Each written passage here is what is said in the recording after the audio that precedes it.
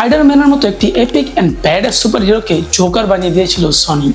স্পাইডারম্যানকে এত পপুলার এবং ইন্টারেস্টিং বানায় যে সে একজন স্টুডেন্ট থাকে এবং হঠাৎ করে পাওয়ার পায়, কিন্তু সে সবসময় তার সুপার হিরো আইডেন্টিটি রিভিল না করে সেটা হাইড করে রাখার চেষ্টা করে, কারণ তার সুপার হিরো আইডেন্টিটির ব্যাপারে মানুষ জানলে তার ফ্যামিলির উপর ডেঞ্জার আসবে।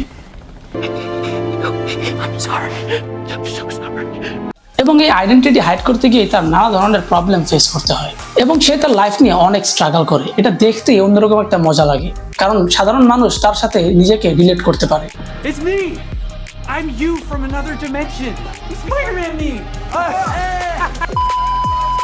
কিন্তু Sony Spiderman No Way Home মুভির প্রথমেই তার আইডেন্টিটি সবার সামনে রিভিল করে দেয়। Spider-Man's name is Peter Parker. Helped him murder Mysterio? No. AKA Peter Parker, AKA the web-headed war criminal.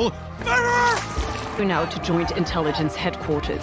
যার কারণে স্পাইডারম্যানের যে ক্যারেক্টারটা থাকে সেটাই পুরো আপসাইড ডাউন হয়ে যায় এবং সেটাতে আর তেমন মজা থাকে না। কিন্তু Spiderman Brand New day trailer দেখার পর সেই ওল্ড এবং অরিজিনাল স্পাইডারম্যানের ফিলিং চলে আসছে, যেখানে তার গার্লফ্রেন্ড তার সামনে দাঁড়িয়ে আরেক ছেলের সাথে রিলেশন করছে, সে জানেই না যে সে স্পাইডারম্যান এবং ওয়ার্ল্ডের সবাই তার ব্যাপারে ভুলে গিয়েছে। এবং তার স্পাইডার জিন্সে মিউটেশন আসার কারণে তার নিউ পাওয়ার্স এন্ড অ্যাবিলিটিস গুলো আনলক হয়েছে, যার কারণে তার পাওয়ার্স এবং অ্যাবিলিটিস নিয়েও তাকে স্ট্রাগল করতে হচ্ছে।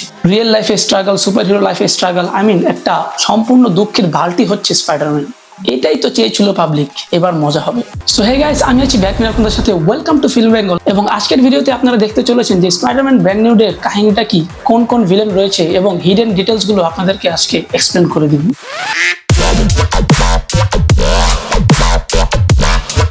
অ্যাভেঞ্জার্স ইনফিনিটি ওয়ার এবং এন্ড গেমে পিটার পার্কার ডক্টর স্ট্রেঞ্জের সাথে একসাথে যুদ্ধ করেছিল, যার কারণে আগে থেকে তার সাথে পরিচয় রয়েছে।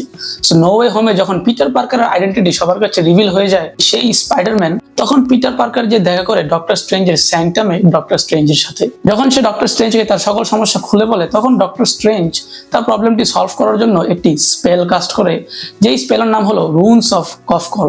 নামে যে লাভ নেই, কারণ এই স্পেলটি শুনতে যেটুকু ফ্যান্সি ততটুকুই ডেঞ্জারাস।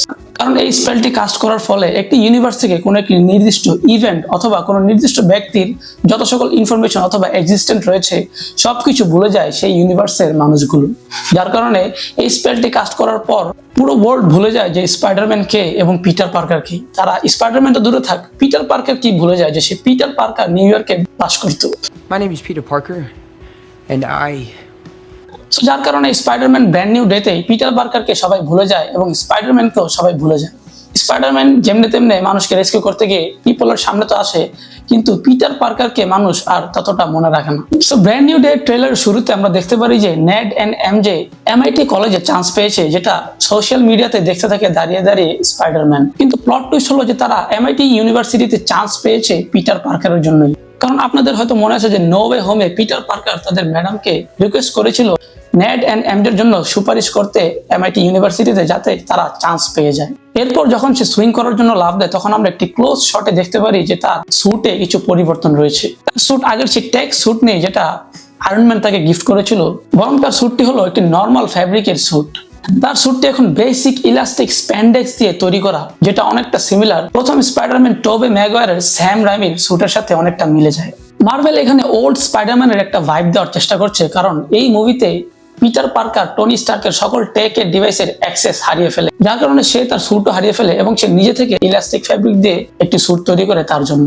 এরপর আমরা ট্রেলারের সামনে দেখতে পারি যে পিটার পার্কার দূর থেকে নেড এবং এমজেকে স্টক করে তাদের খোঁজ খবর নেয়, তাদের খেয়াল রাখার চেষ্টা করে, দূর থেকে তাদের পাশে থাকার চেষ্টা করে। তারপর আমরা ট্রেলারে দেখতে পারি যে স্পাইডারম্যান গভর্নমেন্টের পক্ষ থেকে একটি চাবি পায়, যেটাকে বলা হয় কি টু দ্য সিটি।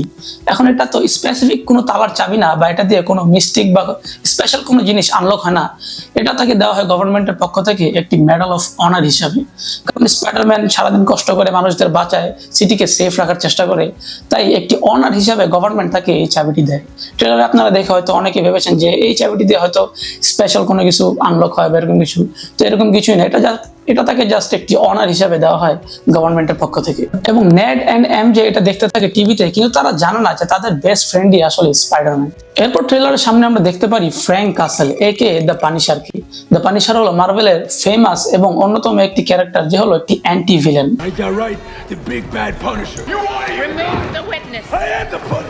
পানিশারকে নিয়ে আলাদা ডেডিকেটেড করে একটি সিরিজ রয়েছে দ্য পানিশার নামে। সো আমরা স্পাইডারম্যান নো ওয়ে হোমে দেখেছিলাম যে যখন স্পাইডারম্যানের উপর মামলা হয় তখন ম্যাট মুরডক একে দ্য ডেয়ারডেভিল এসে তার কেসটি লড়ে এবং তাকে প্রোটেকশন দেয়। সো কে এই ডেয়ারডেভিল, কে ম্যাট মুরডক? ম্যাট মুরডক হলো মার্ভেলের কমিকে এক্সিস্ট করা একটি ডেয়ারডেভিল নামের সুপারহিরো। তাকে নিয়ে আলাদা একটি শো রয়েছে দ্য ডেয়ারডেভিল। এই ডেয়ারডেভিল হলো মার্ভেলের সবচেয়ে পপুলার এবং অ্যামেজিং শো। আপনাদের মধ্যে যারা যারা এই শোটি দেখেননি, আমি হাইলি রেকমেন্ড করবো এই শোটি দেখার জন্য। সো ডেয়ারডেভিল সিরিজে ম্যাট মুরডক থাকে একজন অন্ধ যে চোখে দেখতে পারে না, কিন্তু একটি কেমিক্যাল এক্সপ্লোশনের কারণে তার বেসিক যে অ্যাবিলিটি গুলো রয়েছে সেগুলো এনহ্যান্স হয়ে যায়, যেমন কি হিয়ারিং হয়ে যায় সুপার হিয়ারিং, এবং তার অনেকটা স্পাইডার সেন্সের মতো তার সেন্স স্ট্রং হয়ে যায়। সে দূর থেকে একজন মানুষের হার্টবিট শুনে বলে দিতে পারে যে সে সত্য বলছে নাকি মিথ্যা বলছে, এবং সে দূর থেকে জিনিসপত্র স্মেল নিয়ে বলে দিতে পারে যে সেটা কি, যদিও সে চোখে দেখে না। সেটা হলো তার একটা সুপার পাওয়ার। কিন্তু সে রিয়েল লাইফে একজন লয়ার হিসাবে কাজ করে সুপার হিরোর পাশাপাশি, এবং সে খুবই ভালো একজন লয়ার থাকে সিরিজে। এবং সেই ডেয়ারডেভিলই আসে নো ওয়ে হোমে স্পাইডারম্যান ইউনিভার্স সাথে কানেক্ট হয় এবং পিটার পার্কারের কেসটি লড়ে তাকে প্রোটেকশন দেয়। সো স্পাইডারম্যান নো ওয়ে হোমে যখন ডেয়ারডেভিলের ইউনিভার্সকে কানেক্ট করার চেষ্টা করেছিল তারা, তখন আমি বুঝে গিয়েছিলাম যে সামনে স্পাইডারম্যানের কোনো মুভিতে হয়তো ডেয়ারডেভিলের ইউনিভার্সকে তারা খুব ভালোভাবে কানেক্ট করতে পারে। স্পাইডারম্যান ব্র্যান্ড নিউ ডেতে পিটার পার্কার টনি স্টার্কের সকল টেকের অ্যাক্সেস হারিয়ে ফেলে, যার কারণে বড় বড় যে ভিলেনগুলো রয়েছে সেগুলোকে থামাতে হলে তার হেল্পের দরকার হবে, ওয়েপনের দরকার হবে। সে হেল্প এবং ওয়েপনের কারণে গিয়ে হয়তো দেখা করে ফ্র্যাঙ্ক কাসেল একে দ্য পানিশারের সাথে। কিন্তু এখানে একটি প্রবলেম রয়েছে যে পানিশার হলো একজন অ্যান্টি হিরো। সে ভিলেনদের ধরতে পারলে একদম ডিরেক্ট মার্ডার করে ফেলে। কিন্তু স্পাইডারম্যানের একটি রুল রয়েছে কমিক বুক এবং মুভিতে, যেটা হলো নো কিলিং রুল। অর্থাৎ সে ভিলেনদের ধরে ডিরেক্ট মার্ডার করে না, সে হয়তো পুলিশের কাছে দিয়ে দেয় অথবা তাদেরকে হারা স্টেটে হারতি অবস্থায় ছেড়ে দেয়, তাদেরকে হারিয়ে ছেড়ে দেয় আর কি। যার কারণে স্পাইডারম্যান এবং ফ্র্যাঙ্ক কাসেলের মধ্যে একটু বাজাবাজি হয়। ট্রেলারের সামনে আমরা দেখতে পারি যে এমজে দাঁড়িয়ে দাঁড়িয়ে পিটার পার্কারের সামনে আরেকটা ছেলের সাথে রিলেশন করছে এবং পিটার পার্কার দাঁড়িয়ে দাঁড়িয়ে সেটা দেখছে। এটা হচ্ছে একটা প্রপার দুঃখ স্পাইডারম্যানের, এবং এটা তার ক্যারেক্টারকে বিল্ড আপ করতে সাহায্য করে। স্পাইডারম্যানের যে প্রপার ক্যারেক্টার রয়েছে সেটাকে ফুলফিল করে এই সিনটি। কেননা স্পাইডারম্যান একজন হিরো এবং তার সবসময় একটু ব্যালেন্সে থাকতে হয়, যার কারণে সে তার পছন্দের মানুষদের কাছেই থাকতে পারে না, তাদের সাথে লাভ এক্সপ্রেস করতে পারে না। এটাই তো স্পাইডারম্যান অথবা একটা হিরো হওয়ার যে জিনিসটা রয়েছে। একদিকে হচ্ছে সাধারণ মানুষ, নিউ ইয়র্ক সিটি, যেটাকে তার প্রোটেক্ট করতে হবে, আরেকদিকে হলো তার ফ্রেন্ডসরা এবং তার লাভ স্টোরি। দেন সামনে আমরা দেখতে পারি যে তার স্পাইডার্স পাওয়ার গুলো একটু আপডেট হয় অথবা ট্রান্সফর্ম হয়, যেটাকে বলা হয় দ্য ফেরাল। এই ট্রান্সফরমেশনের ফলে তার বডি থেকে অথেন্টিক স্পাইডার ওয়েব বের হয় টবি ম্যাগুয়ারের স্পাইডারম্যানের মতো, এবং তার ফিজিক্যাল স্ট্রেংথও আগের থেকে বেড়ে যায় এবং তার স্পাইডার সেন্সও এনহ্যান্স হয়ে যায়। এবং তার বডির হঠাৎ এই চেঞ্জ আসা, অর্থাৎ ডিএনএ মিউটেশনের ব্যাপারটা সে হ্যান্ডেল করতে পারে না, এবং তার ফিজিক্যাল একটু প্রবলেম হয় তার নিউ পাওয়ার্স গুলো ফেস করতে গিয়ে।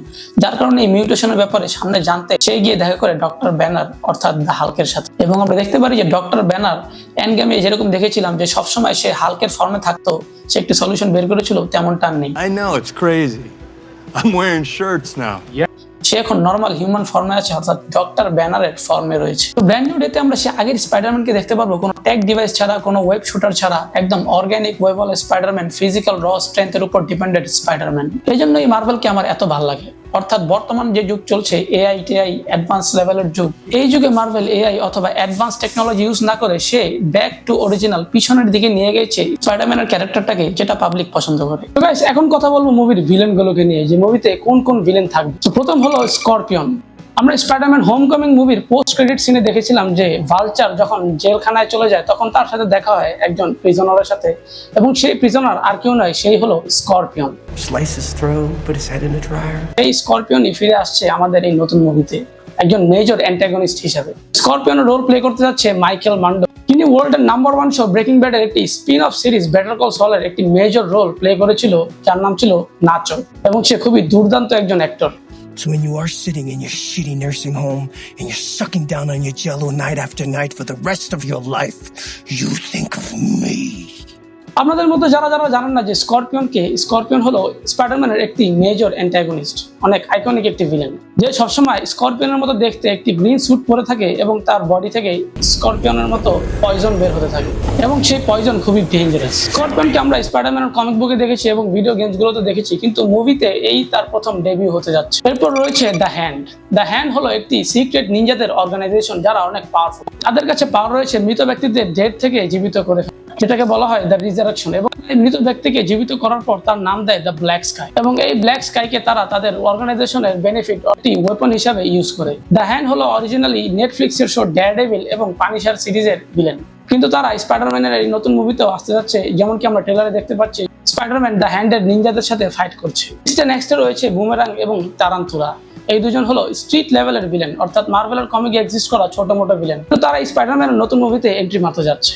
তাদেরকে ট্রেলারে শুধু 1 সেকেন্ডের জন্য দেখানো হয়েছে, আপনি অলমোস্ট ব্লিঙ্ক করলে মিস করে যাবেন। তো টারান্টুলা হলো মার্ভেলের কমিকে এক্সিস্ট করা একটি মার্সেনারি থাকে, যে পরে গিয়ে একটি মিস্টিক্যাল পাওয়ারের মাধ্যমে একটি ম্যান স্পাইডারে কনভার্ট হয়, এবং বুমেরাং থাকে একজন বেসবল পিচার, যে ঘুষ খাওয়ার কারণে তার টিম থেকে তাকে এক্সপেল করে দেওয়া হয়।